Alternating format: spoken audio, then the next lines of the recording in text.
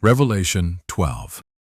The woman, the male child, and the war with the dragon.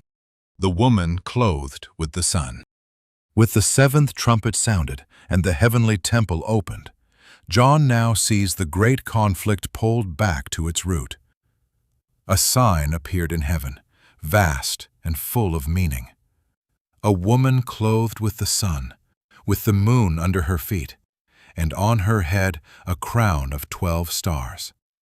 She was pregnant and cried out in the pain of childbirth, in agony to give birth. The woman is not a single person, but a people.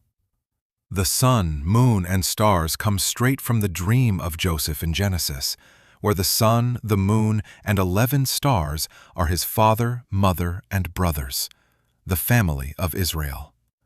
Genesis 37, 9-10. The crown of 12 stars is the 12 tribes.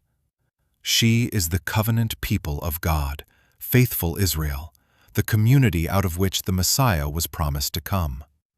Her labor pains are the long ache of the centuries, the whole Old Testament longing of a people groaning toward the one who would be born from them. This is the true Israel in travail, about to bring forth her hope. The dragon waiting to devour. Then another sign appeared, a great red dragon, with 7 heads and 10 horns, and 7 royal crowns on his heads. His tail swept down 1/3 of the stars of heaven and cast them to the earth. And the dragon stood before the woman who was about to give birth, so that when she bore her child, he might devour it. John leaves no doubt who this is. Later in the chapter, he names him plainly. The great dragon, the ancient serpent who is called the devil and Satan, the deceiver of the whole world. Revelation 12:9. The serpent of the garden, the accuser, the adversary, stands coiled before the woman in murderous patience. The 7 heads and 10 horns mark him as the power behind the empires of the world, the spirit that will soon be seen wearing the face of the beast. His waiting to devour the child is the whole history of attempts to destroy the promised seed, from Pharaoh's slaughter of the Hebrew infants to Herod's killing of the children of Bethlehem. Every effort to strangle the Messiah in the cradle. Behind the human hands was always this one will, crouched and hungry. The male child caught up to God. She gave birth to a son, a male child, who is to rule all the nations with a rod of iron. The phrase is lifted from the 2nd Psalm, the great coronation psalm of the Messiah, the King set on God's holy hill, to whom the nations are given. Psalm 2, 7-9. This child is Christ, and John compresses the entire earthly life into a single arc. Born of the covenant people, marked from birth as the appointed king, and then, before the dragon's jaws can close, her child was caught up to God and to his throne. In one breath, John leaps from the manger to the ascension. He does not narrate the ministry, the cross, the empty tomb. He tells the story from heaven's vantage, where what matters is that the dragon tried to devour the Messiah and failed utterly. The child is snatched to the very throne of God, enthroned beyond reach. The serpent's oldest strategy to destroy the promised seed is defeated at the decisive moment. The king the dragon meant to swallow is seated in glory. And the woman fled into the wilderness, to a place prepared for her by God, to be nourished there for 1260 days. The same span returns, the 3.5 years, the bounded season of trial that ran through the previous chapter. As the child is enthroned in safety above, the covenant people on earth are carried into a wilderness of protection below, fed and kept by God through the appointed time of distress, just as Israel of old was sustained in the wilderness after the Exodus. The faithful are not spared the wilderness, but they are kept alive in it. War in heaven. Then John sees the conflict behind the conflict. War broke out in heaven. Michael and his angels fought against the dragon, and the dragon and his angels fought back. But they were not strong enough, and there was no longer any place for them in heaven. The great dragon was thrown down, the ancient serpent, the devil, and Satan, the deceiver of the whole world. He was cast down to the earth, and his angels with him. This is not a battle of equals. The dragon is simply overpowered and evicted. Heaven has no more room for the accuser. And John hears the meaning of it announced in a loud voice from heaven. Now the salvation and the power and the kingdom of our God and the authority of his Christ have come.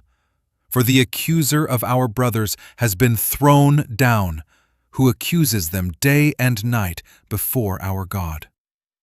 The dragon's chief weapon was accusation. He stood before God as prosecutor, naming the sins of God's people, demanding their condemnation. The decisive event that silences him is the work of Christ. They have conquered him by the blood of the Lamb and by the word of their testimony, for they loved not their lives even unto death. This casting down only carries its full weight when we see the role the accuser had held before. In the Scriptures, the adversary appears in the heavenly court as a prosecutor. In the book of Job, when the sons of God present themselves before the Lord, the accuser comes among them and brings his charge against Job. In Zechariah's vision, the high priest Joshua stands before the angel of the Lord, and Satan standing at his right hand to accuse him, until the Lord rebukes him. This is the standing the dragon held, not a happy resident of glory, but a prosecutor with access to the court, bringing charges against God's people day and night. That is exactly the access Revelation now says is revoked. The shed blood removed the legal ground of every charge. The case collapses, and the prosecutor is disbarred and thrown out. The casting down is the loss of his standing to accuse, won not by a mightier angel, but by the Lamb who was slain. Here is the heart of the chapter. The accuser is overthrown not by superior force, but by the blood of the Lamb. When the Messiah was caught up to the throne, having poured out his blood, the legal ground of every accusation was removed. The prosecutor has no case left because the price is paid, and the saints overcome him by pleading that blood and bearing faithful witness, even to death. So heaven sings, "Rejoice, O heavens, and you who dwell in them." But the same event is terror for the earth. Woe to the earth and the sea, for the devil has come down to you in great wrath, because he knows that his time is short. The casting down of Satan is heaven's joy and earth's tribulation at once, and the dragon rages all the harder precisely because he knows his time is brief. That last phrase deserves a closer look, for it is easy to misunderstand. The dragon comes down in great wrath because he knows that his time is short. The word is kairos, not mere passing duration, but a defined, appointed season, a fixed window of opportunity. The dragon does not simply have a little while in some vague sense. He has a short, specific, allotted time, and he knows it. And the shortness is measured from the standpoint of the victory already won. The blood has been shed, the child is enthroned, the accuser is cast out. From that moment, the adversary is a defeated power operating against a closing clock. His window is the same bounded season this part of the book keeps measuring, the 3.5 years, the 1,260 days, the time, times, and half a time. This is why his wrath is greatest precisely now, not because he is rising, but because he can read the clock and sees his season nearly spent. The dragon is not fighting for the old order out of any loyalty to it. He is raging against the arrival of the new. He has just heard heaven announce, Now the salvation and the power and the kingdom of our God and the authority of his Christ have come. And that is what he rages against. The Old Covenant order is in fact the very thing passing away in the judgment. So the dragon is not its defender. His fury is the death throes resistance of a defeated power against the new order that has already been enthroned above and is about to be consummated on earth when the reckoning falls. To the saints actually suffering his fury, that is the comfort folded inside the terror. The persecution is real and savage, but it is not the opening of an endless war. It is the final, time-limited rampage of an enemy who has already lost in heaven and knows the reckoning on earth is almost here. Hold on, the voice is saying. His rage is loud, but his clock is nearly run out. The dragon's pursuit and the war on her children. Thrown to the earth and robbed of his place in heaven, the dragon turns his fury where he still can reach. When he saw that he had been cast down, he pursued the woman who had given birth to the male child. But she was given the 2 wings of a great eagle to fly into the wilderness to her place, where she is nourished for a time and times and half a time away from the serpent. The image is the Exodus again, where God told Israel, "I bore you on eagle's wings and brought you to myself." Exodus 19:4. The covenant people are carried to safety on God's own strength. The serpent poured water out of his mouth like a river after the woman, to sweep her away with a flood. But the earth came to her help, and opened its mouth and swallowed the river. The flood is the torrent of the dragon's rage, the persecutions and slanders and violence loosed against God's people, and God's providence frustrates it. The faithful are not swept away. And then the dragon, foiled in his pursuit of the woman herself, turns to a wider war. Then the dragon became furious with the woman and went off to make war on the rest of her offspring, on those who keep the commandments of God and hold to the testimony of Jesus.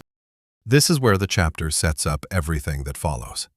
Unable to destroy the Messiah, who is enthroned, and unable to sweep away the woman who is kept, the dragon makes war on her children, the followers of Jesus scattered through the world, those who keep God's commandments and hold the testimony of Jesus. He cannot reach the king or the mother, so he hunts the family. And to wage that war, he will summon a champion. The closing words set the stage. The dragon stood on the shore of the sea. He is about to call up the beast. The spiritual adversary, denied his prey in heaven, will now work through earthly powers. And the next chapter opens with the monster rising from the waves to do the dragon's bidding. So chapter 12 is the curtain pulled back. Everything the trumpets announced, everything the beast will do, everything the great city suffers, stands against this backdrop. An ancient serpent who has already lost. He failed to devour the child. He was thrown out of heaven. He cannot drown the woman, and he knows his time is short. His war on the saints is real and savage, but it is the thrashing of a defeated enemy, not the campaign of a rising one. The outcome was settled the moment the blood was shed and Christ was caught up to the throne.